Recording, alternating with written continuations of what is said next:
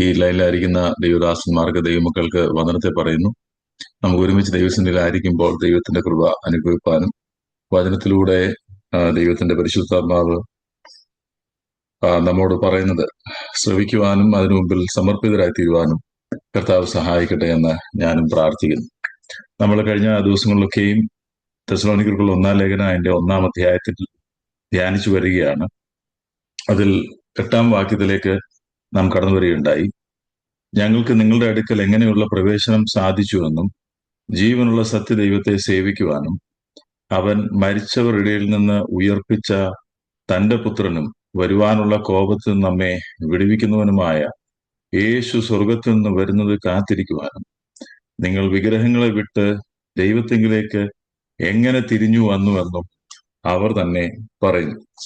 ഇവിടെ ഈ തെസ്സലോനിക്ക ദൈവമക്കളെ കുറിച്ച് തിമത്തിയോസിൽ നിന്ന് പൗലോസിന് ലഭിച്ച വിശദമായ റിപ്പോർട്ടിന് ഒരു മറുപടിയായിട്ടാണ് ഈ ലേഖനം പൗലോസ് എഴുതുന്നതെങ്കിലും ഈ ദൈവമക്കളെ കുറിച്ചൊരു ചിത്രം തിമോത്തിയോസിൽ നിന്നും തനിക്ക് ലഭിച്ചതാണ് നമുക്കിവിടെ കാണാൻ കഴിയുന്നത്.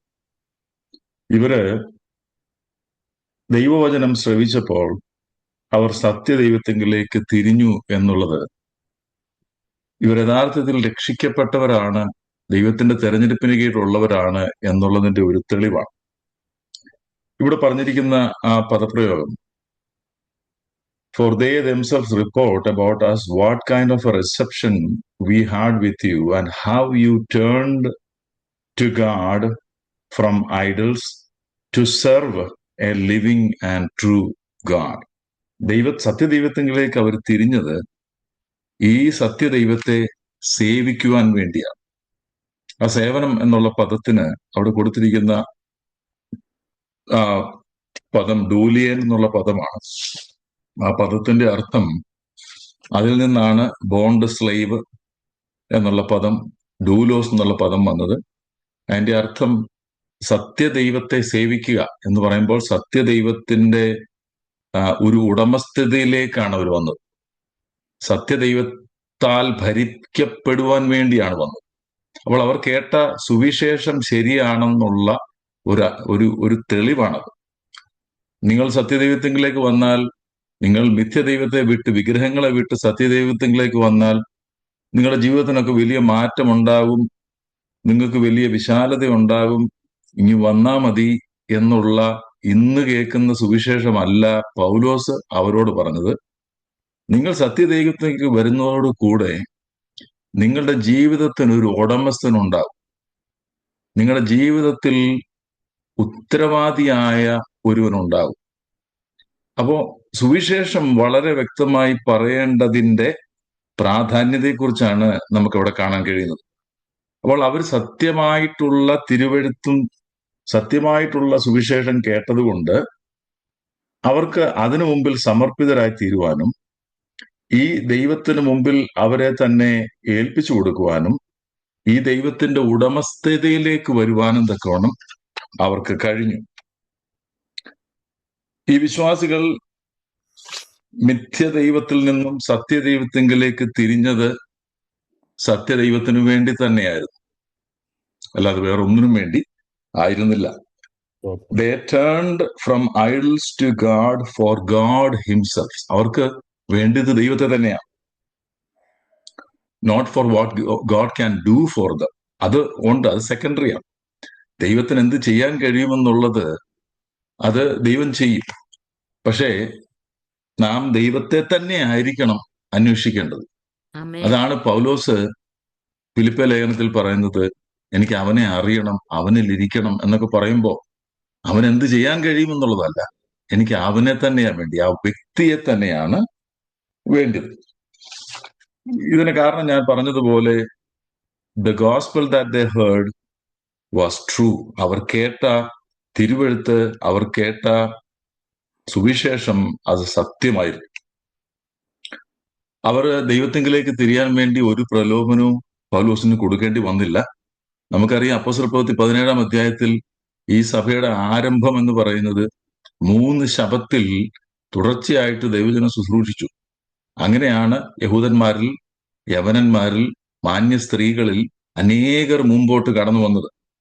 ഇപ്രകാരം ഒരു വലിയ മൂവ്മെന്റായിട്ട് ആ സഭ തുടങ്ങിയപ്പോഴാണ് യഹൂദന്മാരിൽ ചിലർ മെനക്കെട്ട് നടക്കുന്നവരെ കൂട്ടി, അസൂയ പൂണ്ട് മെനക്കെട്ട് നടക്കുന്ന ചിലരെ കൂട്ടി പൗലോസിനെ അവിടെ നിന്ന് ഓടിച്ചു വിട്ടത്. പൗലോസ് അവിടെ നിന്ന് നേരെ ബെരോവയിലേക്ക് പോയി. അങ്ങനെ പൗലോസ് ഇപ്പോൾ ഈ ലേഖനം എഴുതുന്ന സമയത്ത് കൊരിന്തിലാണ്. കൊരിന്തിൽ തിമത്യോസിനെ അതിനുശേഷം തെസ്സലോനിക്കയ്ക്ക് വിടുകയും ആ തെസ്സലോനിക്കയ്ക്ക് വന്ന ഈ ദൈവസഭയുടെ ആ വളർച്ച കൊരിന്തിൽ ചെന്ന് പൗലോസിന് റിപ്പോർട്ട് ചെയ്തപ്പോൾ ദൈവാത്മ പ്രേരിതനായിട്ട് പൗലോസ് എഴുതിയ ലേഖനമാണ് ഈ ലേഖനം. അപ്പോൾ നാം ചിന്തിച്ചു വന്നത്, തെസ്സലോനിക്ക ദൈവസഭയിലെ ഈ വിശ്വാസികൾ അവർ യഥാർത്ഥത്തിൽ സത്യസുവിശേഷം കേട്ട് ദൈവത്താൽ നിയോഗിതനായി ഇവരെ വിശ്വാസത്തിലേക്ക് നയിച്ച പൗലോസ് അവിടെ ഇല്ലെങ്കിൽ പോലും അവർ കേട്ട മെസ്സേജ് കറക്റ്റ് ആയതുകൊണ്ട് ദൈവത്തിന്റെ പരിശുദ്ധാത്മാവിനാൽ അവർ നിർത്തപ്പെടുകയാണ്. ആ സഭ വളർത്തപ്പെടുകയാണ്. ഞാൻ വീണ്ടും പറയട്ടെ, മെസ്സഞ്ചറിനെ ഓടിക്കാം, പക്ഷെ മെസ്സേജിന് ശക്തിയുണ്ട്. ദൈവത്തിന്റെ സുവിശേഷത്തിന് ശക്തിയുണ്ട്, ആ മെസ്സേജിന് ശക്തിയുണ്ട്. ആ മെസ്സേജാണ് അവരെ ഇത്രത്തോളം നിർത്തിയത്. ഇനിയും ഇവർ കേട്ട സുവിശേഷം സത്യമാണെന്നുള്ള മറ്റൊരു തെളിവാണ് ഇവർ കാത്തിരിക്കുന്നത് എന്തിനു വേണ്ടിയാണെന്നുള്ളതാണ്. ഇവർ സത്യദൈവത്തിങ്കിലേക്ക് തിരിഞ്ഞിട്ട് ഇവർ കാത്തിരിക്കുന്നത് ആ സത്യദൈവത്തെ സേവിക്കാനും അവൻ മരിച്ചവരുടെ ഇടയിൽ നിന്ന് ഉയർപ്പിച്ച തന്റെ പുത്രനും വരുവാനുള്ള കോപത്തിൽ നിന്ന് നമ്മെ വിടുവിക്കുന്നവനുമായ യേശു സ്വർഗത്തിൽ നിന്ന് വരുന്നത് കാത്തിരിക്കുവാനും. അപ്പോ ഈ സുവിശേഷത്തിന്റെ ആ പ്രഘോഷണത്തിൽ കർത്താവ് ഇനിയും വരും, കർത്താവ് ആയിരിക്കുന്നിടത്തേക്ക് നിങ്ങളെ കൊണ്ടുപോകും. ഈ ഒരു പ്രതീക്ഷയാണ് കൊടുക്കുന്നത്. ആത്യന്തികമായ ഒരു ദൈവവേദന്റെ പ്രതീക്ഷയാണ് കർത്താവിന്റെ വരവ്. അല്ലാതെ ഒരു പ്രിലിമിനറി ഗോസ്പൽ മാത്രമല്ല ഈ അപ്പോസ്തലന്മാർ അവിടെ ചെന്ന് ഈ ദൈവമക്കളോട് അല്ലെങ്കിൽ ഈ വ്യക്തികളോട് പറഞ്ഞത്. ഗോസ്പൽ പൂർണ്ണമായിരുന്നു. അവരിപ്പോൾ കാത്തിരിക്കുന്നത് കർത്താവിന്റെ വരവിന് വേണ്ടിയാണ്. ഇവിടെ അവിടെ എഴുതിയിരിക്കുന്നത്, for they themselves report about us what kind of reception we had with you, and you turned to God from idols to serve a living and true God and to wait for his son from heaven whom he raised, അതായത് പിതാവ് ഉയർപ്പിച്ചു, raised from the dead, that is Jesus who rescues us from the wrath to come. വരുവാനുള്ള കോപം. ഈ വരുവാനുള്ള കോപം, അപ്പം ഞാൻ വീണ്ടും പറയട്ടെ, റിപ്പീറ്റ് ചെയ്യുന്നത് ക്ഷമിക്കണം, സുവിശേഷം വ്യക്തമായിരുന്നു. അതുകൊണ്ടല്ലേ ഈ വരുവാനുള്ള കോപത്തെ പറ്റി അവർക്കറിയാം. അതായത് രണ്ട് കൂട്ടരേ ഉള്ളൂ സുവിശേഷം കേൾക്കുമ്പോൾ. ഒന്ന്, അതിനു മുമ്പിൽ സമർപ്പിതരായി തീരുന്നവരും അതിനോട് വിഘടിച്ചു നിൽക്കുന്നവരും. സമർപ്പിതരായി തീരുന്നവർക്ക് നിത്യജീവനും, വിഘടിച്ചു നിൽക്കുന്നവർക്ക്, സമർപ്പിക്കപ്പെടാൻ കഴിയാത്തവർക്ക് നിത്യമരണവുമാണെന്നുള്ള സത്യം അവർക്ക് വ്യക്തമായി മനസ്സിലായി. അപ്പൊ അതുകൊണ്ട് വരുവാനൊരു കോപം ഇരിക്കുന്നു. വരുവാനൊരു കോപമുണ്ട്. ഈ വരുവാനുള്ള കോപം എന്താ? ഇവിടെ റെസ്ക്യൂ എന്നാ ഇംഗ്ലീഷ് പറഞ്ഞേക്കുന്നത്. അതിന്റെ അർത്ഥം ഡെലിവറൻസ്, വിടുതൽ. അത് അല്ലെങ്കിൽ ഡെലിവറർ അല്ലെങ്കിൽ സേവ്യർ എന്നൊക്കെയാണ് നമ്മുടെ ദൈവത്തെ പറ്റി പറയുന്നത്. ഈസ് റെസ്ക്യൂവർ, അവൻ രക്ഷിക്കുന്നവനാണ്. ഈസ് ദ ഡെലിവറർ, അവൻ വിടുവിക്കുന്നവനാണ്. ഈസ് ദ സേവ്യർ, അവൻ രക്ഷകനാണ്. അതായത് ഈ സുവിശേഷം എന്ന മാധ്യമത്തിലൂടെ ദൈവം നമ്മെ രക്ഷിച്ചില്ലായിരുന്നു എങ്കിൽ നാമും ഈ ആത്യന്തികമായിട്ടുള്ള നിത്യമായ ദൈവിക കോപത്തിന് പാത്രീഭൂതരായിരുന്നു. നാം ഇതിനു വേണ്ടി വിധിക്കപ്പെട്ടവരായിരുന്നു. പക്ഷെ ഈ സുവിശേഷത്താൽ ദൈവം നമ്മെ രക്ഷിച്ചു. പ്രാചീന കാലത്തെ മതങ്ങളിൽ ദൈവത്തിന്റെ കോപത്തെ പറ്റി പറയുന്നുണ്ട് എങ്കിലും അതിൽ നിന്നൊരു മുക്തിയോ അതിൽ നിന്നൊരു വിടുതലോ ഒരു മതവും കൊടുക്കുന്നില്ല. ഇനി ഫാസ്റ്റ് ഫോർവേഡ്, ഇപ്പോഴത്തെ ഒരു സിസ്റ്റം അനുസരിച്ച് ദൈവത്തിന്റെ കോപത്തെ പറ്റി പറയുന്നേയില്ല. എന്നാൽ തിരുവെഴുത്തിന്റെ ആ പവിത്രതയും തിരുവെഴുത്തിന്റെ ആ പ്രത്യേകത എന്ന് പറയുന്നത് ദൈവത്തിന്റെ റൈച്വസ് ആയിട്ടുള്ള റാത്ത്, നീതിയുള്ള കോപത്തെ പറ്റി പറയുകയും അതേസമയം തന്നെ അതിൽ നിന്ന് ദൈവം തന്നെ ഒരുക്കിയ രക്ഷാമാർഗത്തെ പറ്റിയും തിരുവെഴുത്ത് വളരെ വ്യക്തമായിട്ട് പറയുന്നുണ്ട്. അതാണ് നമ്മുടെ തിരുവെഴുത്തിന്റെ പ്രത്യേകത. അതായത് ദൈവത്തിന്റെ നീതിയുള്ള കോപം മനുഷ്യന്റെ പാപത്തിനെതിരെ ഉണ്ട്. എന്നാൽ അതിൽ നിന്നും മനുഷ്യനെ വിടുവിക്കാനായിട്ട് ദൈവം തന്നെ ഒരുക്കിയ രക്ഷാപദ്ധതിയും തിരുവെഴുത്തിൽ നമുക്ക് വ്യക്തമായിട്ട് കാണാൻ കഴിയും. ഇവിടെ വരുവാനുള്ള കോപം എന്നുള്ള ആ പദത്തിന്റെ അർത്ഥം, കോപം എന്നുള്ള പദത്തിന്റെ അർത്ഥം പാപത്തിനെതിരായിട്ടുള്ള ദൈവത്തിന്റെ അചഞ്ചലമായ എതിർപ്പും അതിന്റെ മേലുള്ള അവന്റെ അതൃപ്തി, അതാണ് അവിടെ പറയുന്നത്. പാപത്തോടുള്ള ദൈവത്തിന്റെ അചഞ്ചലമായ എതിർപ്പും അതിന്മേലുള്ള അവിടുത്തെ അനിഷ്ടവും അതൃപ്തി. ഇപ്പൊ ഈ വരുവാനുള്ള കോപം എന്ന് പറയുന്നത് ഈ പശ്ചാത്തലത്തിൽ നാം നോക്കുമ്പോൾ അത് ചിലർ പഠിപ്പിക്കുന്നത് പോലെ മഹോദ്രവത്തിന്റെ കാര്യമല്ല ഇവിടെ പറയുന്നത്. ഓഫ് കോഴ്സ് മഹോദ്രവത്തിൽ നിന്ന് ദൈവമക്കൾക്ക് മുക്തിയുണ്ട്, അതിലൂടെ ദൈവമക്കൾ കടന്നു പോകേണ്ടതായി വരുന്നില്ല. കാരണം ദൈവത്തിന്റെ കോപം, പക്ഷെ അതൊരു ടെമ്പറൽ കോപമാണ്. നമ്മെ ദൈവം വിടുവിച്ചത്, തന്റെ പുത്രനിലൂടെ വിടുവിച്ചത് ടെമ്പറൽ കോപത്തിൽ നിന്ന് മാത്രമല്ല, വരുവാനുള്ള നിത്യമായ കോപത്തിൽ നിന്നാണ് നമ്മെ വിടുവിച്ചത്. ഹല്ലേലൂയ. അപ്പോ ഇവർ കാത്തിരിക്കുന്നത് എന്തിനു വേണ്ടിയാണ്? കർത്താവിന്റെ വരവിന് വേണ്ടിയാണ്. മാത്രമല്ല ഇവർക്കറിയാം ഈ സുവിശേഷത്തിലൂടെ അവർക്ക് ലഭിച്ചത് നിത്യമായ ഒരു രക്ഷയാണ് എന്നുള്ള ബോധ്യം അവർക്ക് ലഭിച്ചു. ഇവിടെ നമ്മൾ ഈ കഴിഞ്ഞ മാസങ്ങളൊക്കെയും ഈ ഒരു അധ്യായം ധ്യാനിച്ചത് വഴി ഞാനും പഠിക്കുകയായിരുന്നു, നിങ്ങൾക്കും മനസ്സിലായി എന്ന് ഞാൻ വിശ്വസിക്കുന്നു. 10 കാര്യങ്ങൾ, ഈ 10 വാക്യങ്ങളിൽ 10 കാര്യങ്ങൾ ദൈവത്തിന്റെ തെരഞ്ഞെടുപ്പിന് കീഴിലുള്ള ഒരു ദൈവവേദിൽ കാണാവുന്ന 10 അടയാളങ്ങൾ നമുക്ക് കാണാൻ കഴിയും. അത് ഞാൻ പെട്ടെന്ന് ഷെയർ ചെയ്തിട്ട് 2-ാം അധ്യായത്തിലേക്ക് നമ്മുടെ ശ്രദ്ധയെ തിരിക്കാം. 10 മാർക്സ് ഓഫ് ദി ഇലക്ട്, അതായത് ദൈവത്താൽ തിരഞ്ഞെടുക്കപ്പെട്ടവരുടെ ജീവിതത്തിൽ കാണാവുന്ന 10 അടയാളങ്ങൾ. അത് ഇതാണ് 10 അടയാളങ്ങൾ. 1, അവരുടെ വിശ്വാസത്തിന്റെ വേല. അത് നമുക്കറിയാം. സുവിശേഷം കേട്ടപ്പോൾ ആ സുവിശേഷം കേട്ടതിനോട് പ്രതികരിപ്പാൻ തക്കവണ്ണം അവർക്ക് കഴിഞ്ഞു എന്നുള്ളതാണ്. ഇതൊക്കെ നമ്മൾ വളരെ വിശദമായിട്ട് ചിന്തിച്ചതാണ്. വിശ്വാസം ഒരു പ്രവൃത്തിയായിട്ട് ഇവിടെ പറയുന്നു, ഒരു വർക്കായിട്ട് ഇവിടെ പറയുന്നു. വിശ്വാസം ഒരിക്കലും പ്രവൃത്തിയല്ല, അത് നേരെ ഓപ്പോസിറ്റ് ആയിട്ടുള്ള കാര്യം.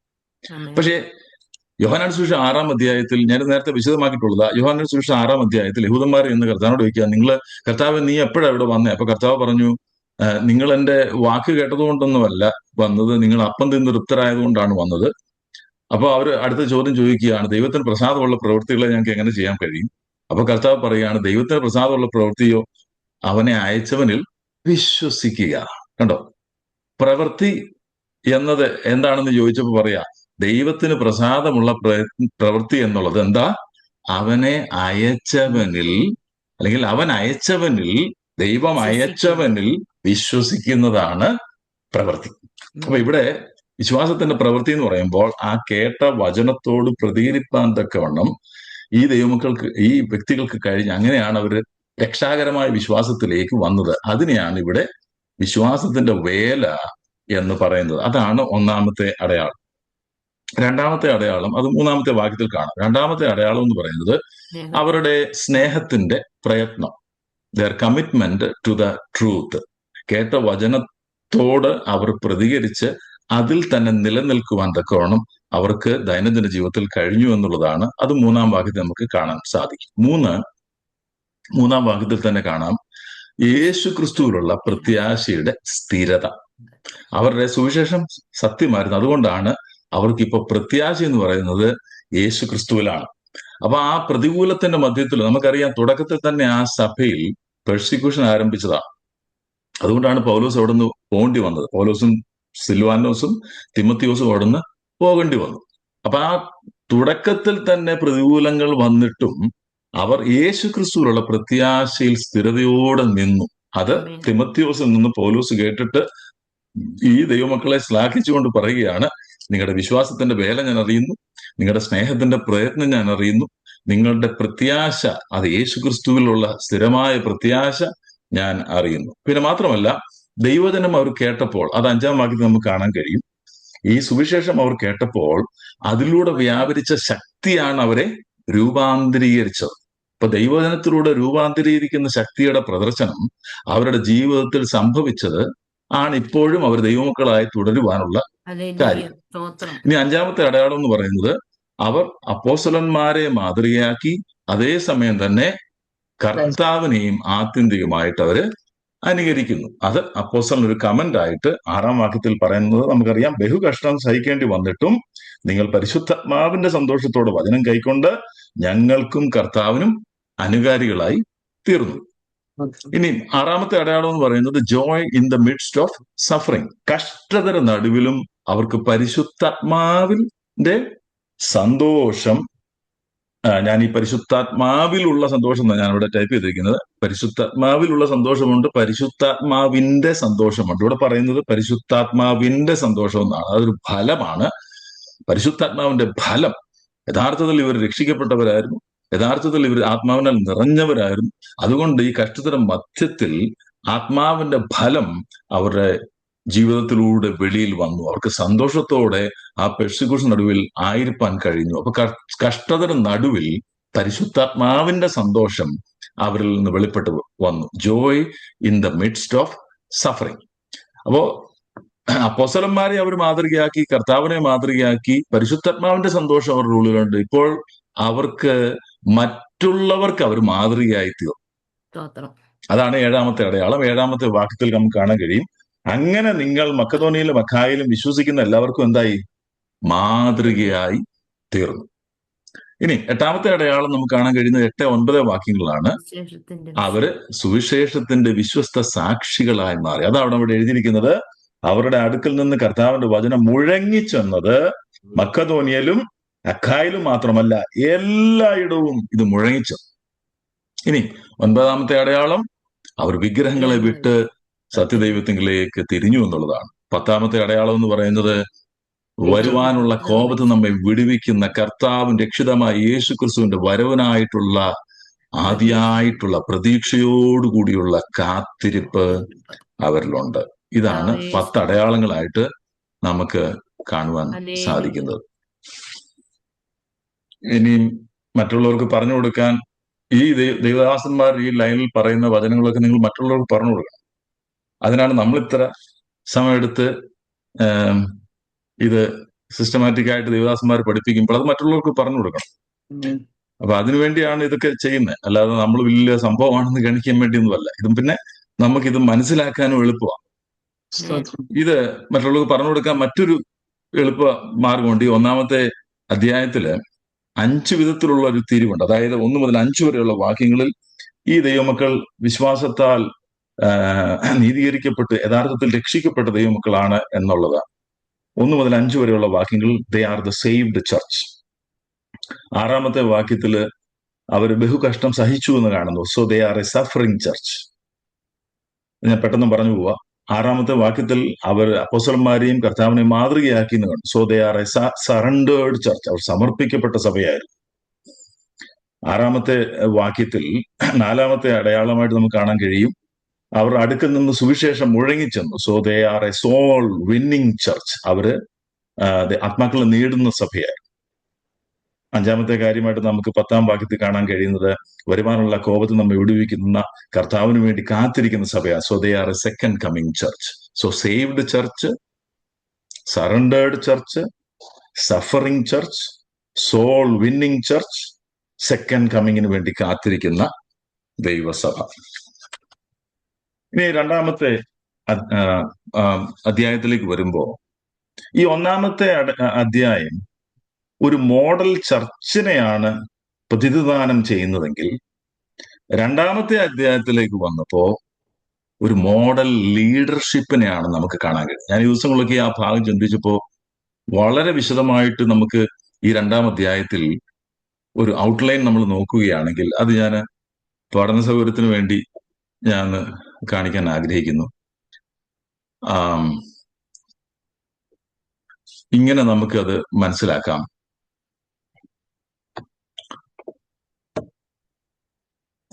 ശ്രേഷ്ഠകരമായ ഒരു ആത്മീയ നേതൃത്വത്തെ പറ്റിയാണ് ഈ രണ്ടാം അധ്യായത്തിൽ നമുക്ക് കാണാൻ കഴിയുന്നത്. അപ്പൊ പൗലോസിന്റെയൊക്കെ ഞാനൊരു പെട്ടെന്ന് സമയം മുന്നോട്ട് പോകുന്നല്ലോ, പൗലോസിന്റെ ചില വാക്കുകൾ ഒന്ന് ശ്രദ്ധിച്ചാൽ ഈ ശ്രേഷ്ഠകരമായ ആത്മീയ നേതൃത്വത്തിന്റെ ചില ലക്ഷണങ്ങൾ നമുക്ക് കാണാൻ കഴിയും. 7-ാം വാക്യത്തിൽ, ഒരമ്മ തന്റെ കുഞ്ഞുങ്ങളെ പോറ്റും പോലെ ഞങ്ങൾ നിങ്ങളുടെ ഇടയിൽ ആർദ്രതയുള്ളവരായി.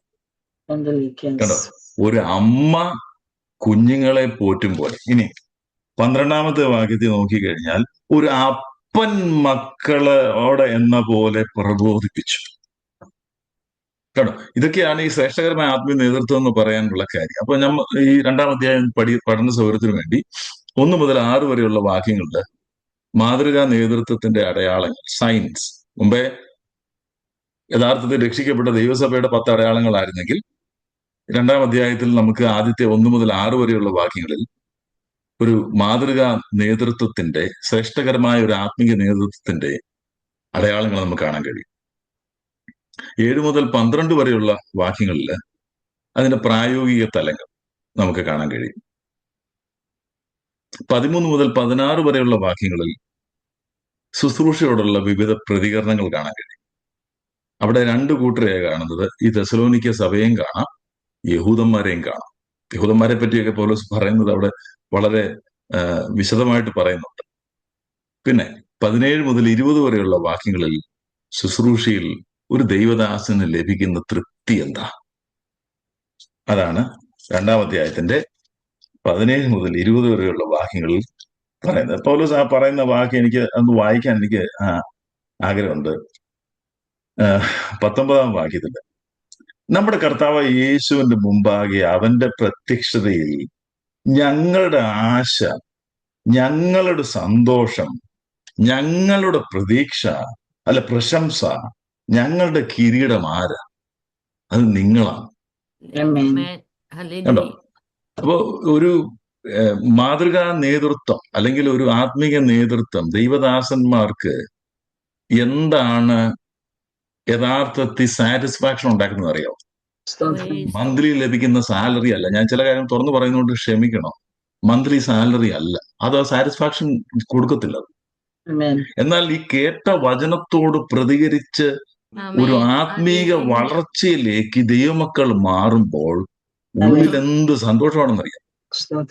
ഓരോ വചന ശുശ്രൂഷിക്കാൻ ദൈവദാസന്മാരുടെ സന്തോഷം എന്ന് പറയുന്നത് ദൈവമക്കളുടെ ആത്മീക വളർച്ചയാണ്. പൗലോസ് പറയുന്നത് നോക്കിക്കേ, ഞങ്ങൾക്ക് കർത്താവിന്റെ സന്നിധി ചെല്ലുമ്പോ ഞങ്ങളുടെ സന്തോഷം എന്തുവാ? ഞങ്ങൾക്ക് അവിടെ കിട്ടാൻ പോകുന്ന കിരീടമാണോ? അല്ല, നിങ്ങളാ ഞങ്ങളുടെ കിരീടം. പറയുന്നത് യേശുവിന്റെ മുമ്പാകെ അവന്റെ പ്രത്യക്ഷതയിൽ ഞങ്ങളുടെ ആശ, ഞങ്ങളുടെ സന്തോഷം, ഞങ്ങളുടെ പ്രശംസ, ഞങ്ങളുടെ കിരീടം ആരാ? അത് നിങ്ങളും അല്ലയോ എന്ന് പൗലോസ് പറയുമ്പോൾ, പൗലോസിന് മറ്റ് സഭകളുടെ കാര്യവും ഉണ്ട്. 14ഓളം സഭകൾ സ്ഥാപിച്ച ഒരു ഭക്തനാണ് അപ്പോസ്തലനായ പൗലോസ്. ഞാൻ കഴിഞ്ഞ ദിവസം ഫാസ്റ്റിംഗ് പറയുണ്ടായിരുന്നു. അപ്പോ ചുരുക്കം കാലയളവ് കൊണ്ടാണ് ഇതെല്ലാം ദൈവത്താൽ ഉപയോഗിക്കപ്പെട്ടതെന്നും നമ്മളൊന്ന് ഓർക്കണം. എന്നെക്കാൾ കൂടുതൽ അവസരം പൗലോസിന്, അല്ല എന്നെക്കാൾ കുറഞ്ഞ അവസരമാണ് പൗലോസിന് കിട്ടിയത്. എന്നിട്ട് ഏറ്റവും വലിയ ഇമ്പാക്ട് ഉണ്ടാക്കാൻ ആ ദൈവദാസനെ കർത്താവ് ഉപയോഗിച്ചു എന്നുള്ളതാണ്. അപ്പോ ഇവിടെ പറയുകയാണ്, ഞങ്ങളുടെ കിരീടവും ഞങ്ങളുടെ പ്രശംസയും ഞങ്ങളുടെ ആശയൊക്കെ എന്ന് പറഞ്ഞാൽ നിങ്ങളാണ്. അപ്പൊ അതുകൊണ്ട് ഈ രണ്ടാം അധ്യായത്തിലേക്ക് നമ്മൾ പോകുമ്പോൾ ഒരു ആമുഖമായിട്ട്, ഒരു പ്രിഫൈസ് ആയിട്ട് ഞാൻ ഇന്ന് രാവിലെ ദിവസം ഇരുന്നപ്പോ ചില കാര്യങ്ങൾ വചനത്തിന്റെ അടിസ്ഥാനത്തിൽ ധ്യാനിച്ചത് ഷെയർ ചെയ്യുവാൻ ആഗ്രഹിക്കുകയാണ്.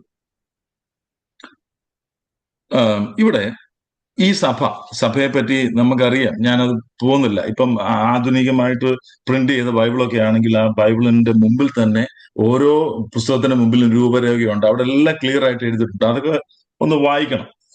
പശ്ചാത്തലമുണ്ട്, സന്ദർഭമുണ്ട്, എഴുത്തുകാരനെ കുറിച്ച് കാണാം, സ്ഥലവും കാലവും കാണാം. ഇതെല്ലാം വളരെ ഉള്ളടക്കം കാണാം.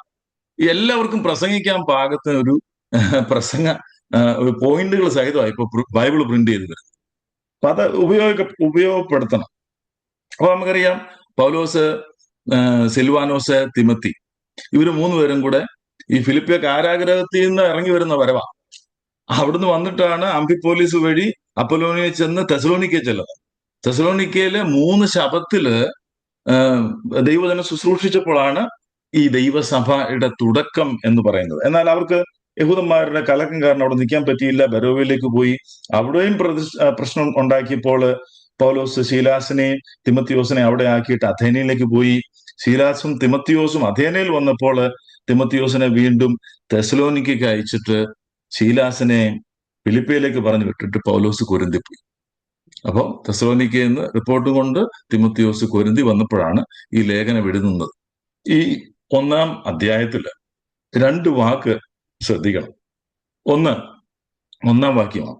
1-ാം വാക്യം അവിടെ നമ്മൾ വിശദമാക്കിയതാണ്. ആ 1-ാം വാക്യത്തിൽ എഴുതിയിരിക്കുന്നത് എന്താ അറിയോ? പിതാവിലും പുത്രനിലുമുള്ള ദൈവസഭ. പിതാവിലും പുത്രനിലുമുള്ള ദൈവസഭ. താഴോട്ട് വരുമ്പോൾ പരിശുദ്ധാത്മാവിൽ നിന്നും കാണാം. അപ്പം ത്രിയേക ദൈവത്തിലുള്ള ദൈവമക്കൾ, ദൈവസഭ. പിന്നെ 4-ാം വാക്യത്തിൽ ദൈവത്താൽ സ്നേഹിക്കപ്പെട്ടവരാണ് നിങ്ങൾ സഹോദരന്മാർ എന്നാണ് എഴുതിയിരിക്കുന്നത്. ദൈവത്താൽ സ്നേഹിക്കപ്പെട്ടവർ, those who are in the God the Father and the Lord Jesus Christ. അപ്പൊ അനാദിയിലെ തിരഞ്ഞെടുപ്പ് അവിടെ കാണാം. ഈ ദൈവമക്കളെ കുറിച്ചുള്ള അനാദിയിലെ തിരഞ്ഞെടുപ്പ് കാണാം. ദൈവമായിട്ടുള്ള അഭേദ്യമായ ആ ഐക്യമായ ബന്ധം നമുക്ക് അവിടെ കാണാൻ കഴിയും. പിന്നെ ആ ത്രിയേക ദൈവമായിട്ടുള്ള കൂട്ടായ്മ നമുക്ക് അവിടെ കാണാൻ കഴിയും. അതാണ് യോഹന്നാന്റെ 1-ാം ലേഖനം 1:3 എഴുതിയിരിക്കുന്നത്. ഞങ്ങളുടെ കൂട്ടായ്മയോ പിതാവിനോടും അവന്റെ പുത്രനായ യേശു ക്രിസ്തുവിനോടും അത്രേ എന്ന് യോഹന്നാൻ അപ്പോസ്തലൻ പറയുന്നുണ്ട്. അപ്പൊ ദൈവവുമായിട്ടുള്ള കൂട്ടായ്മ ഉള്ളവരാണ് യഥാർത്ഥത്തിൽ ദൈവമക്കൾ എന്ന് പറയുന്നത്. അവര് ആത്മാവിലാണത് അനുഭവിച്ചറിയുന്നത്. അത് അനുഭവിച്ചറിയുന്നത് അവിടുത്തെ ആത്മാവിനാലാണ്. ദൈവത്തിന്റെ സ്നേഹം നമ്മൾ അനുഭവിച്ചറിയുന്നത് അവിടുത്തെ ആത്മാവിനാലാണ്. അത് റോമാലേഖനം 5-ാം അധ്യായത്തിന്റെ 5-ാം വാക്യത്തിൽ പറഞ്ഞിരിക്കുന്നത് God's love is poured into our heart by his spirit. ദൈവത്തിന്റെ സ്നേഹം നമ്മുടെ മേൽ പകർന്നിരിക്കുന്നത്, നമ്മളിൽ പകർന്നിരിക്കുന്നത് അവന്റെ ആത്മാവിനാലാണ്. നമ്മെ ദൈവമക്കളാണെന്ന് ഓർമ്മിപ്പിക്കുന്നത് അവിടുത്തെ ആത്മാവിനാലാണ്. റോമാലേഖനം 8:16 വാക്യത്തിൽ നമുക്ക് കാണാൻ കഴിയും. ഇപ്പൊ ഇവിടെ പൗലോസ് 1-ാം അധ്യായത്തിൽ ഈ ദൈവമക്കളെ കുറിച്ച് പറയുന്നത് ദൈവത്താൽ സ്നേഹിക്കപ്പെടുന്ന പിതാവിലും പുത്രനിലുമുള്ള ദൈവമക്കൾ, തെസലോനിക്ക സഭ. കഴിഞ്ഞ ഒരു ചില നിമിഷങ്ങൾക്ക് മുമ്പ് ഞാൻ ഈ സഭയെ പറ്റിയുള്ള 10 അടയാളങ്ങൾ പറഞ്ഞു. അപ്പൊ ഇവിടെ പൗലോസ് എന്താണ് പറയുന്നത്? ഈ ഞാൻ പറഞ്ഞു 1 മുതൽ 6 വരെയുള്ള വാക്യങ്ങൾ ഒരു മാതൃകാ നേതൃത്വത്തെ പറ്റി പറയുക. ലീഡർഷിപ്പ് എന്ന് പറയുന്നത് അത്ര ഈസി ആയിട്ടുള്ള കാര്യമൊന്നുമല്ല. ഇപ്പൊ നമ്മൾ ഈ NFL സീസൺ ഒക്കെ തുടങ്ങാൻ പോവുക. നമ്മുടെ നാട്ടിലാണെങ്കിൽ സോക്കർ, ഫുട്ബോൾ, ക്രിക്കറ്റ് ഇതൊക്കെയാണ്. ഇവിടെ NFL എന്ന് പറയുമ്പോൾ ഇവിടെ ഭയങ്കര ഇതാണ്, പോപ്പുലർ. എല്ലാ സീസണിന്റെ ഒടുവിലേക്ക് നോക്കുമ്പോൾ ചില കോച്ചിനെ എന്ത് ചെയ്യും? ഫയർ ചെയ്യും. ഓണേഴ്സ് കോച്ചിനെ ഫയർ ചെയ്യും. കോച്ചിനെ ഫയർ ചെയ്യുന്ന കാര്യം എന്തുവാ?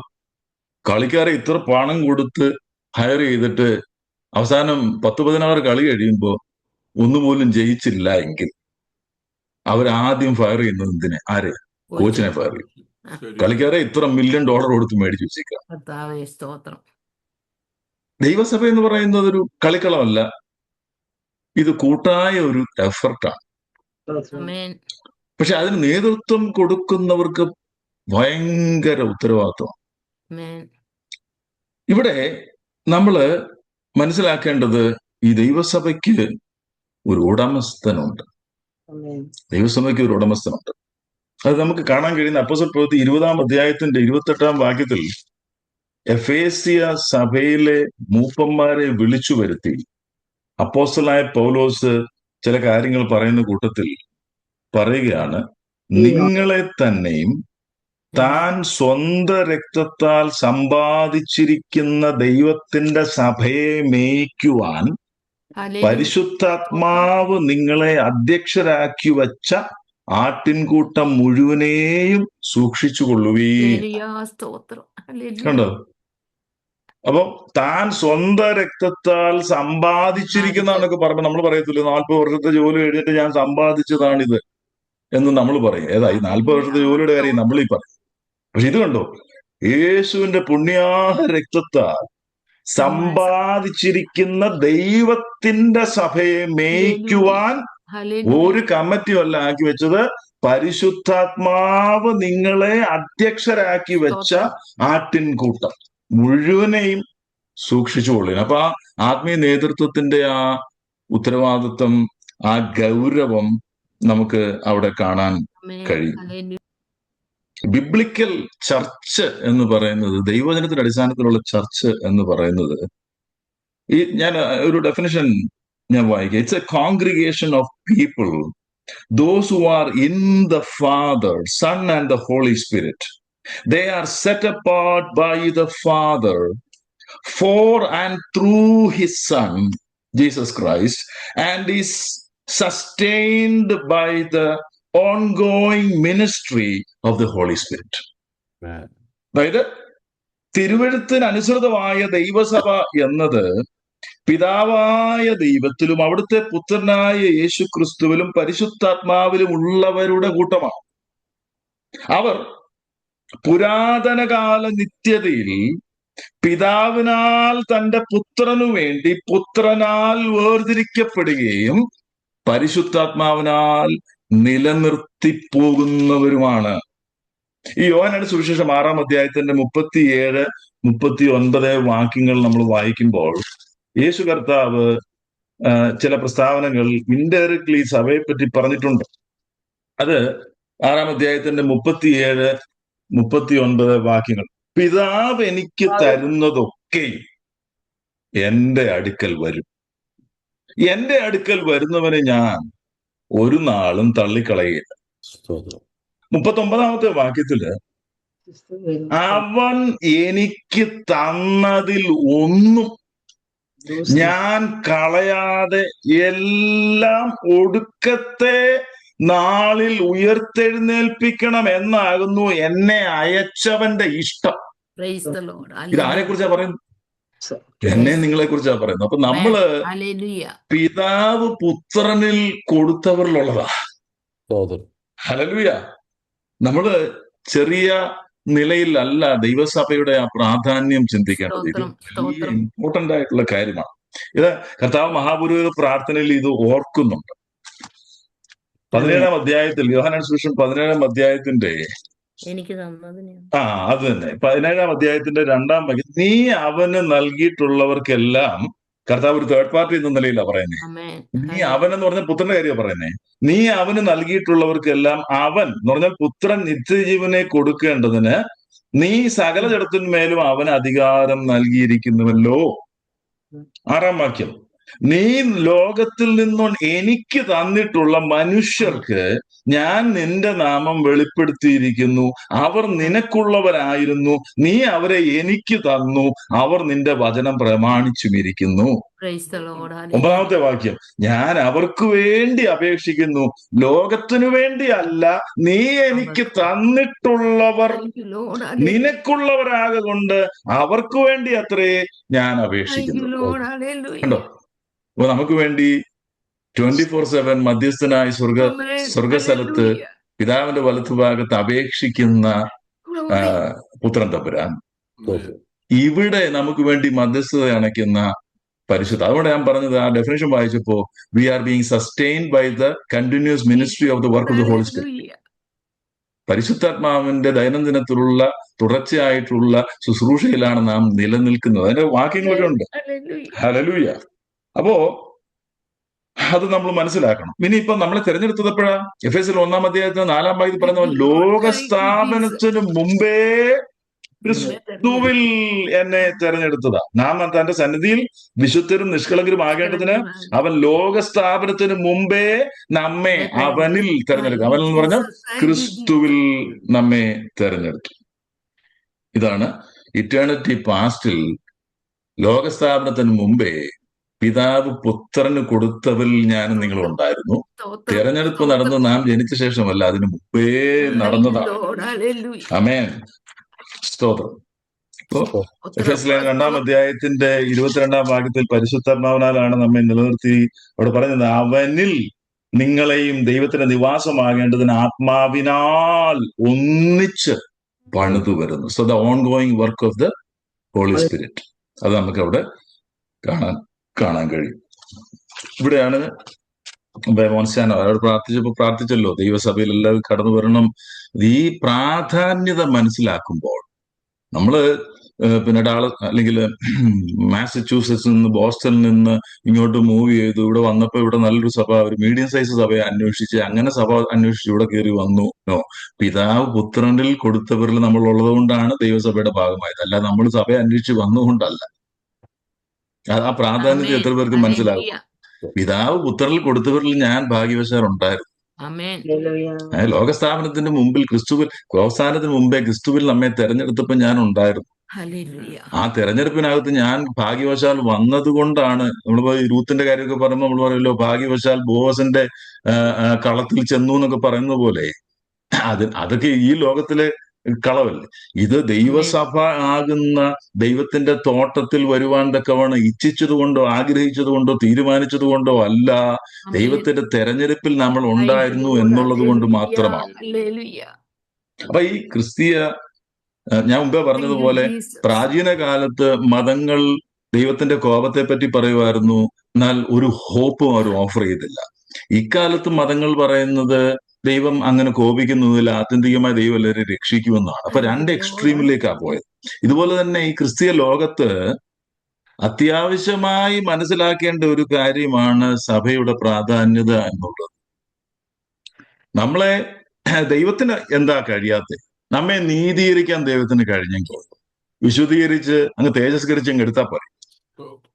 പക്ഷെ അങ്ങനെയല്ല ദൈവം ചെയ്തത്. സഭ എന്ന ദൈവത്തിന്റെ തിരുഹൃദത്തിന്റെ ആ ആഗ്രഹം, അത് അനാദിയിൽ മറഞ്ഞു കിടന്ന മർമ്മമായിരുന്നു. അത് കാലത്തിൽ വെളിപ്പെടുത്തി ആ വ്യവസ്ഥയിലേക്കാണ് നമ്മളെ കൊണ്ടുവന്നു. സഭയെന്ന വ്യവസ്ഥയിലേക്കാണ് നമ്മളെ ചേർത്തത്. അതുകൊണ്ടല്ലേ സഭയിലേക്ക് കർത്താവാണ് ആളെ ചേർക്കുന്നതെന്ന് പറഞ്ഞില്ല. അപ്പോസ്തല പ്രവൃത്തിയിൽ അതല്ലേ കാണുന്നത്? ദിനം പ്രതി കർത്താവ് തന്റെ സഭയോട് ആളെ ചേർത്തുകൊണ്ടിരുന്നു, ആത്മാക്കളെ ചേർത്തുകൊണ്ടിരുന്നു. അപ്പം ഈ വ്യവസ്ഥയിലേക്കാണ് നമ്മെ ദൈവം കൊണ്ടുവന്നത്.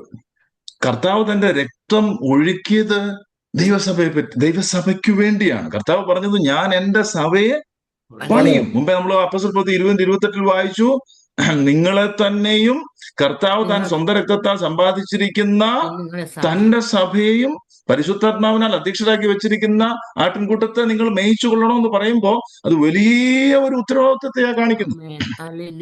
പലപ്പോഴും ഇത് നമ്മള് അങ്ങ് മറന്നു പോകുന്ന അവസ്ഥയാണ്. ഞാൻ അതിനെക്കുറിച്ച് ചിന്തിച്ചുകൊണ്ടിരുന്നപ്പോ ചിലപ്പോ സഭയെക്കാൾ ഉപരി നാം ചെയ്യുന്ന മിനിസ്ട്രിക്ക് നാം പ്രാധാന്യം കൊടുക്കുന്നു എന്നൊരു ചിന്ത, ഒരു ചോദ്യം. കാരണം പലരോടും ചോദിക്കുമ്പോ അങ്ങ് ധൃതി പിടിച്ച് മിനിസ്ട്രിയാ ദൈവസഭയെ ഇഗ്നോർ ചെയ്തിട്ട്. ഇത് രണ്ടാണെന്നുള്ള കാര്യം നമ്മൾ ഓർക്കണം. ദൈവസഭ എന്ന് പറയുന്നത് അനാദിയിലുള്ള ദൈവത്തിന്റെ പ്ലാനാണ്. സംഘടന അല്ലെങ്കിൽ മിനിസ്ട്രി എന്ന് പറഞ്ഞാൽ ഇന്ത്യയിൽ ഒരാള് നമ്മുടെ ചുറ്റുപാടുകളും ഇറങ്ങി എല്ലാ ദിവസവും ട്രാക്ട് കൊടുക്കുന്നു. 10 ട്രാക്ട്, 20 ട്രാക്ട്, 30 ട്രാക്ട് ബൈബിൾ കൊടുക്കുന്നു. അത് അദ്ദേഹം ചെയ്യുന്ന ഒരു മിനിസ്ട്രിയാണ്. 10 പേര് ചേർന്ന് ചെയ്യുമ്പോഴത്തേന് അതൊരു സംഘടനയായി മാറും. പക്ഷെ അത് സഭയ്ക്ക് ബദലല്ല. സഭയ്ക്ക് വേണ്ടിയാണ് തന്റെ രക്തം കൊടുത്തത്. സഭയെ പറ്റിയാണ് പറയുന്നത്, എന്റെ പുത്രന്റെ രക്തത്താൽ ഞാൻ വിലയ്ക്ക് വാങ്ങിയ സഭ, ഞാൻ എന്റെ സഭയെ പണിയൂ എന്ന് പറയുന്നത് ദൈവസഭയെ പറ്റി. അപ്പൊ സഭയും സംഘടനയും തമ്മിൽ വ്യത്യാസമുണ്ട്. എന്നാൽ ഇൻഡിവിജ്വൽ ആയിട്ട് നാം ചെയ്യുന്ന എഫർട്ടുകളാണ് ദൈവത്തിനു വേണ്ടി, ദൈവരായത്തിന്റെ കെട്ടുപണിക്ക് വേണ്ടി, ദൈവസഭയുടെ ഉന്നമനത്തിനു വേണ്ടി, ആത്മാക്കളുടെ വിടുതലിനു വേണ്ടി നാം ചെയ്യുന്ന എഫർട്ടുകളാണ് ഈ മിനിസ്ട്രികൾ അല്ലെങ്കിൽ സംഘടനകൾ എന്ന് പറയുന്നത്. എന്നാൽ ദൈവസഭ അതല്ല. ദൈവസഭ എന്ന് പറയുന്ന ഒരു ഇൻഡിപെൻഡന്റ് എൻറ്റിറ്റിയാണ്. അതിന്റെ ഉടമസ്ഥൻ എന്ന് പറയുന്നത് ദൈവം തന്നെയാണ്. അതല്ലേ പറയുന്നത് 20-28 വ്യക്തമായിട്ട് പറഞ്ഞു. മാത്രമല്ല കർത്താവ് പറഞ്ഞല്ലോ, ഞാൻ എന്റെ സഭയെ പണി. അപ്പൊ ദൈവസഭയുടെ പ്രാധാന്യത സംഘടനയുടെ പേര് പറഞ്ഞ് നാം അതിനെ തമസ്കരിക്കരുത്. ദൈവസഭയാണ് പ്രാധാന്യത്തോടെ നാം കാണേണ്ടത്. Church is important. Church is God's institution. Church is owned by God. ദൈവത്താൽ ഉടമസ്ഥതയിലുള്ളതാണ് ദൈവസഭ.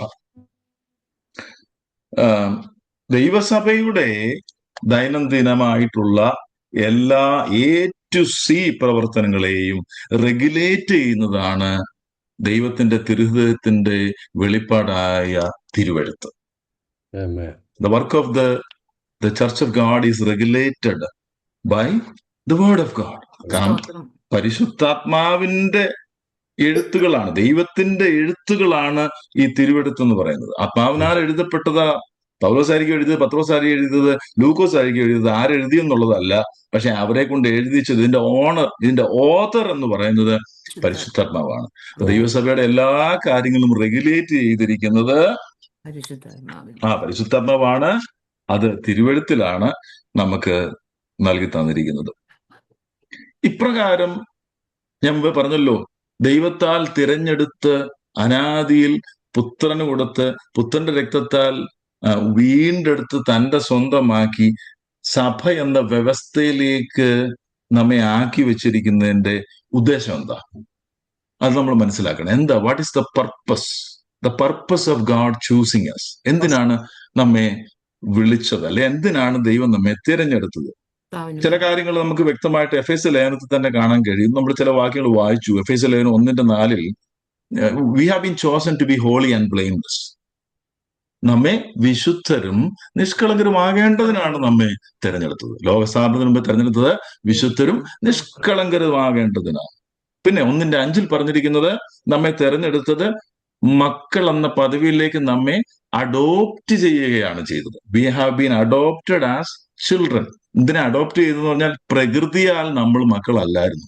പ്രകൃതിയാൽ ആരായിരുന്നു എന്ന് 2-ാം അധ്യായത്തിൽ എഴുതിയിട്ടുണ്ട്. നമ്മൾ കോപത്തിന്റെ മക്കളായിരുന്നു. പ്രകൃതിയാൽ നാം ജാതികളായിരുന്നു. അപ്പോൾ ഈ ഭവനത്തിലേക്ക് നമ്മെ ദത്തെടുത്തു എന്ന് 1:5 നമുക്ക് കാണാൻ കഴിയും. 12-ാം വാക്യത്തിലേക്ക് വന്നപ്പോ അവന്റെ മഹത്വത്തിന്റെ പുകഴ്ചയ്ക്കായിട്ടാണ് അവൻ നമ്മെ തെരഞ്ഞെടുത്തത്. അവന്റെ മഹത്വത്തിന്റെ പുകഴ്ചയ്ക്കായിട്ട് അവൻ നമ്മെ തെരഞ്ഞെടുത്തു. For the praise of his glory. എന്തിനാ ദൈവം എന്നെ തെരഞ്ഞെടുത്തത്? അവന്റെ മഹത്വത്തിനായിട്ട്, അവന്റെ മഹത്വത്തിന്റെ പുകഴ്ചയ്ക്കായിട്ട്.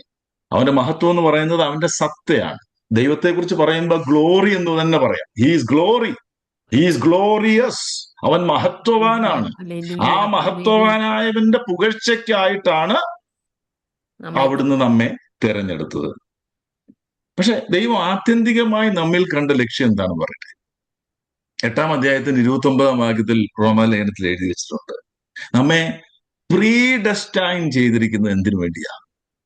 അവൻ മുന്നറിഞ്ഞവരെ തന്റെ പുത്രൻ അനേക സഹോദരന്മാരിൽ ആദിജാതനാകേണ്ടതിന് അവന്റെ പുത്രന്റെ സ്വരൂപത്തോടെ അനുരൂപമാകാൻ മുൻ നിയമിച്ചിരിക്കുന്നു. പ്രീഡെസ്റ്റൈൻ ചെയ്തിരിക്കുന്നത് അവിടുത്തെ പുത്രനെ പോലെ ആക്കി മാറ്റാൻ. ഹല്ലേലൂയ. ഈ പ്രോസസ് നടക്കുന്നത് പ്രാഥമികമായിട്ട് ദൈവസഭ എന്ന ഈ വ്യവസ്ഥയിലൂടെയാണ്. അത് വളരെ വ്യക്തമായിട്ട് ദൈവജനത്തിൽ പറയുന്നുണ്ട്. ദൈവ സഭ എന്ന വ്യവസ്ഥയിലൂടെയാണ് ഈ പ്രോസസ്സ്. അപ്പൊ ഈ പ്രോസസ്സ് എന്തുകൊണ്ട് നടക്കേണ്ടി വരുന്നെന്ന് ചോദിച്ചു കഴിഞ്ഞാൽ നമ്മൾ കർത്താവിനെ പോലെ അല്ല. അതുകൊണ്ടാണ് നമ്മൾ കർത്താവിനെ പോലെ അല്ല എന്നതിന്റെ അർത്ഥം. We are not like Christ. അവന്റെ പുത്രനെ പോലെ അല്ല. പിതാവിന്റെ ഇഷ്ടം നമ്മളെല്ലാവരും അവന്റെ പുത്രനെ പോലെ ആയി മാറണം. പക്ഷെ ഈ പുത്രനെ പോലെ ആയി മാറുന്ന ആ പ്രോസസ്സിനാണ് പ്രായോഗിക വിശുദ്ധീകരണം എന്ന് പറയുന്നത്. Practical sanctification. Practical sanctification. നമ്മെ എന്ത് ചെയ്തു? ദൈവം രക്ഷിക്കപ്പെട്ട സമയത്ത് നമ്മെ നീതീകരിച്ചു. നമ്മെ ഇപ്പൊ എന്ത് ചെയ്യുക? വിശുദ്ധീകരിച്ചുകൊണ്ടേയിരിക്കുക. അതാണ് പ്രായോഗികമായിട്ടുള്ള വിശുദ്ധീകരണം എന്ന് പറയുന്നത്. ചില നാളുകൾക്ക് മുമ്പേ കർത്താവിന്റെ ദാസൻ നാട്ടിലായിരുന്നു. ഇപ്പൊ 2 ഞായറാഴ്ചകളിലായിട്ട് be holy as I am holy, ഞാൻ വിശുദ്ധനാകിയാൽ നിങ്ങളും വിശുദ്ധരായിരിക്കും എന്നൊരു ഒരു ഒരു ഒരു മെസ്സേജ് ഞാൻ എടുത്തിരുന്നു. അതിനകത്ത് ഒന്നാമത്തെ വിശുദ്ധീകരണം എന്ന് പറയുന്നത് നമുക്ക് നൽകപ്പെട്ടതാണ്. അത് സ്ഥാനപരമായ വിശുദ്ധീകരണം. രക്ഷിക്കപ്പെട്ട സമയത്ത്, നീതീകരിച്ച സമയത്ത് തന്നെ നമ്മെ എന്ത് ചെയ്തു? വിശുദ്ധീകരിച്ചു. എന്തുകൊണ്ടാണ് വിശുദ്ധീകരിച്ചെന്ന് ചോദിച്ചു കഴിഞ്ഞാൽ അത് നമുക്ക് നൽകപ്പെട്ടതാണ്. സ്ഥാനപരമായ വിശുദ്ധീകരണം എന്ന് പറഞ്ഞു കഴിഞ്ഞാൽ നമ്മുടെ നമ്മുടെ നമ്മെ ഇനിയും നീ അല്ലെങ്കിൽ ഈ പാത്രം ഇനിയും ദൈവാലയത്തിന്റെ ഉപയോഗത്തിന് വേണ്ടി മാത്രം, അതാണ് വിശുദ്ധീകരണം. വേർതിരിക്കൽ എന്നാ അതിന്റെ അർത്ഥം. ഇനിയും ഈ പാത്രം, ഇനിയും ഈ വ്യക്തി എന്റെ ഉപയോഗത്തിന് വേണ്ടി മാത്രം. അത് ദൈവം ഏകപക്ഷീയമായി തന്റെ തിരുഹിതത്തിന്റെ പ്രസാദപ്രകാരം തന്റെ മഹത്വത്തിന്റെ പുകഴ്ചയ്ക്കായി അനാദിയിൽ ലോകസ്ഥാപനത്തിന് മുമ്പേ പുത്രനിലാണ് എനിക്ക് ആ സ്ഥാനം നൽകി തന്നത്. ഹല്ലേലൂയ. ഇനിയും നീ എനിക്ക് വേണ്ടി മാത്രം. അതാണ് സ്ഥാനപരമായ വിശുദ്ധ. അങ്ങനെയാണ് നമ്മെ വിളിക്കുന്നത് വിശുദ്ധർ. അപ്പൊ വിശുദ്ധർ എന്ന് നമ്മളെ വിളിക്കുമ്പോൾ കുറ്റമില്ലാത്തവനെന്നല്ല. നമ്മൾ ഏതു സമയത്തും ദൈവസന്നിധി ചെല്ലുമ്പോൾ നാം നമ്മുടെ കുറ്റങ്ങൾ ഏറ്റു പറഞ്ഞുകൊണ്ട് ചെല്ലും. പിന്നെ ഇങ്ങനെ നമ്മളെ വിശുദ്ധർ എന്ന് വിളിക്കുന്നത് നമ്മെ ദൈവത്തിന് വേണ്ടി വേർതിരിച്ചത് കൊണ്ടാണ്. We have been separated for God. അങ്ങനെയാണ് നമുക്ക് വേർപാട് എന്നുള്ളത് വരുന്നത്. We have been separated for God and his purpose. അവന്റെ ഉദ്ദേശത്തിനായി അവന് വേണ്ടി നമ്മെ ദൈവം വേർതിരിച്ചു. അപ്പൊ നമുക്ക് സ്ഥാനപരമായി ലഭിച്ച ഒരു വിശുദ്ധീകരണമുണ്ട്. എന്നാൽ അത് അവിടം കൊണ്ട് അവസാനിക്കുന്നില്ല. ദൈനംദിന ജീവിതത്തിന്റെ അവസാനം വരെയോ കർത്താവിന്റെ വരവ് വരെയോ തുടരുന്ന ഒരു പ്രക്രിയയാണ് പ്രായോഗിക വിശുദ്ധീകരണം, പ്രാക്ടിക്കൽ സാങ്ക്ടിഫിക്കേഷൻ. ഈ പ്രായോഗിക വിശുദ്ധീകരണത്തിനായി ആക്കി വെച്ചിരിക്കുന്നതാണ് ദൈവവചനത്തിൽ ദൈവസഭയിൽ പറഞ്ഞിരിക്കുന്ന എല്ലാ ശുശ്രൂഷകളും. ഈ ഒരു വാക്യം കൂടെ വായിച്ചിട്ട് ഞാൻ നിർത്താം. 8 എങ്കിലും ഈ വാക്യം വായിച്ചിട്ടങ്ങ് നിർത്താം. 8 ലേഖനം 5 അധ്യായത്തിന്റെ 26, 27. Ephesians chapter 5 verse 26 and 27.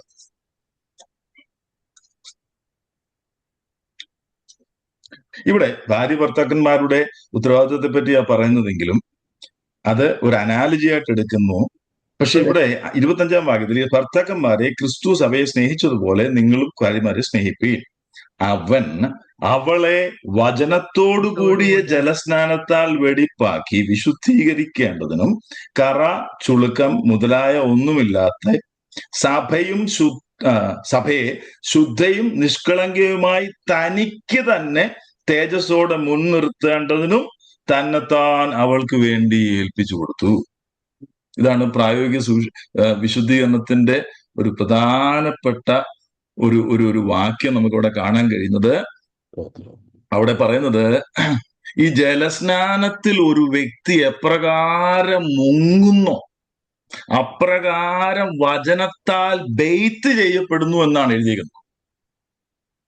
ഇംഗ്ലീഷിൽ അത് വളരെ വ്യക്തമായിട്ട് എഴുതിയിരിക്കുന്നത്, so that he might sanctify her having cleansed her by the washing of water with the word. വചനത്താൽ ദൈനംദിനത്തിൽ എന്ത് ചെയ്യപ്പെടുക? ഈ വ്യക്തി ശുദ്ധീകരിക്കപ്പെട്ടുകൊണ്ടേയിരിക്കുക. എന്തിനു വേണ്ടിയാണെന്ന് അവിടെ എഴുതിയിരിക്കുന്നത്? അടുത്ത ആഴ്ച ദൈവം അത് വിശദമാക്കാം. That he might present to himself. കർത്താവ് തനിക്ക് വേണ്ടി തന്നെ ഒരു മണവാട്ടിയെ ഒരുക്കിക്കൊണ്ടിരിക്കുക. അതിന് താൻ ഉപയോഗിക്കുന്ന ഏറ്റവും പ്രധാനപ്പെട്ട ഉപാധിയാണ് ദൈവവചനം എന്ന വെള്ളം. Himself, the church in all her glory, having no spot or wrinkle or any such thing, but that would be holy and blameless. അപ്പൊ 1:4 എഫേസ്യ ലേഖനത്തിൽ പറയുന്നത് നമ്മളെ തെരഞ്ഞെടുത്തത് ഹോളി ആൻഡ് ബ്ലെയിംലെസ് ആകാനാണെന്ന്. അപ്പൊ നമ്മൾ ചോദിക്കോടാ, അതെങ്ങനെ ഒറ്റയടിക്ക് നടക്കും? ഇല്ല, ഇതൊരു ലൈഫ് ലോങ് പ്രോസസ്സാണ്. അതെങ്ങനെയാ നടക്കുന്നത്? ഇവിടെ പറയുന്നു ഹോളി ആൻഡ് ബ്ലെയിംലെസ് ആകുന്നത് വചനത്താലുള്ള ശുദ്ധീകരണം ദൈനംദിനത്തിൽ ശുശ്രൂഷകളിലൂടെ ഒരു ദൈവവേദന ലഭിച്ചുകൊണ്ടിരിക്കുക. എന്തിനാ വേണ്ടിയാ? തനിക്ക് ഒരു മണവാട്ടിയെ വേണം. ആ മണവാട്ടി കറ, ചുളുക്കം, വാട്ടമില്ലാത്തൊരു മണവാട്ടി ആയിരിക്കും. ഇതാണ് പുത്രന്റെ ഇഷ്ടം. പുത്രന്റെ ഇഷ്ടം എന്ന് പറയുമ്പോൾ ഒരു കാര്യം കൂടെ പുറമോട്ട് തിരിച്ച് ചിന്തിക്കണം. ഈ പുത്രന്റെ ഇഷ്ടപ്രകാരമുള്ള ഈ മണവാട്ടി ആര് കൊടുത്തതാ? പിതാവ് പുത്രന് കൊടുത്തതാ. അതിനകത്ത് ഞാൻ ഭാഗ്യവശാൽ ഉണ്ടായിരുന്നു, അതിനകത്ത് നമ്മളെല്ലാവരും ഭാഗ്യവശാൽ ഉണ്ടായിരുന്നു. ഈ ദൈവവചനത്തിന്റെ ശുശ്രൂഷ, ആത്മീയ ശുശ്രൂഷകളെല്ലാം ഇതിനു വേണ്ടിയാണ് ഗിയർ ചെയ്യുന്നത്. അതിനു മുമ്പിൽ നമ്മെ തന്നെ സമർപ്പിച്ച് ഈ ദിവസങ്ങൾ വിശുദ്ധീകരണത്തിന്റെ പാതയിൽ ദൈവഹിതപ്രകാരം മുന്നോട്ട് പോകാൻ ഈ ശുശ്രൂഷകളെല്ലാം നമ്മെ പര്യാപ്തമാക്കട്ടെ എന്നുള്ള വാക്കുകളാൽ എന്റെ വാക്കുകൾ നിന്ന് വിരമിക്കുന്നു. കർത്താവ് നമ്മെ ധാരാളമായി അനുഗ്രഹിക്കുമാറാകട്ടെ. ഹല്ലേലൂയ. Thank you pastor.